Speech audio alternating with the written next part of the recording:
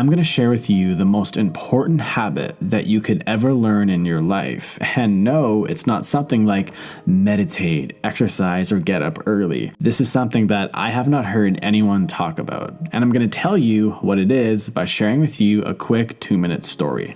This is Tom, and Tom has told himself that 2019 is going to be the year where he finally gets his life together. So on New Year's Eve of 2018, he sits down and he writes out all of his New Year's resolutions, and he writes things like exercise, eat healthy, and get up early. And as Tom is writing all of this down, he is getting really excited, and he can almost feel all the newfound energy that he's going to have. And he even becomes proud of himself just for thinking of doing all these things. So the new year comes around and Tom starts off really strong. He's working out, he's getting up early, and he looks and feels a lot better. But one day, after a long day at work, he didn't really feel like going to the gym. It's not good to work out when you were tired, Tom would tell himself. So he decided to go home. And when he got home, he didn't really feel like eating that big bowl of salad. What he felt like eating was a great big juicy burger. And again, Tom told himself that, you know what? I've been working really hard over the past few weeks. I deserve a day off. And that's exactly what he took for himself.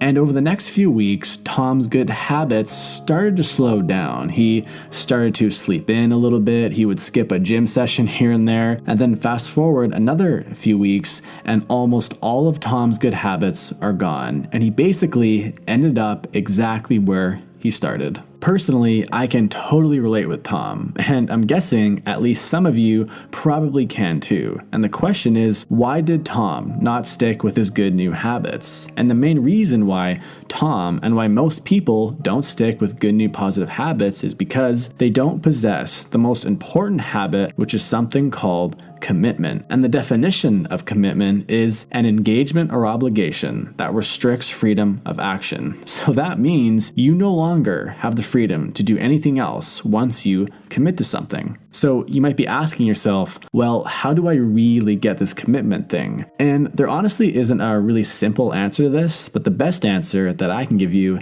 is that you have to just think long and hard about what you are committing to. I'll give you an example. Let's say you currently lift weights 2 times per month, and you tell yourself that you want to start to work out more. Most people in this situation will say, I am going to go to the gym 3 times per week from now on. Now, this may not seem like a ton, but this is actually a 600% increase from going to the gym 2 times per month to 12 times per month. And it's this drastic change that makes it really hard to stay committed. So this is what I would recommend. Instead of going to the gym 3 times per week, try going to the gym once every week for the next 3 months. And then once that becomes easy and it feels like it's just a part of your normal day life, like brushing your teeth, then go to the gym 2 times per week and then do that for 3 months, then 3 times and 4 times and so on and so forth. And I would also recommend just focusing on one new habit at a time. You can try doing a few at a time, but usually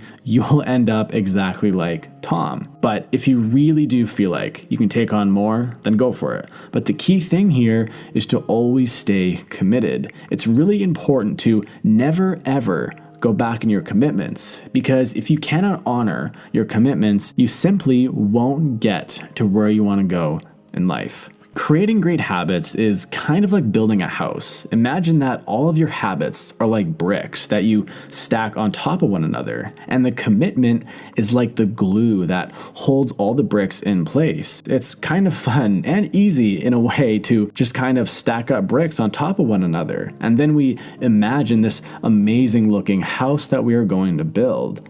But without the glue, without the cement, that house will inevitably fall, and you will probably end up exactly where you left off. And this is something that I personally have done so many times in my past. So take your time and be precise with every single brick, and eventually you will build that amazing looking house that will withstand a lifetime. Check out my last video about the real truth about success, and I'll see you there.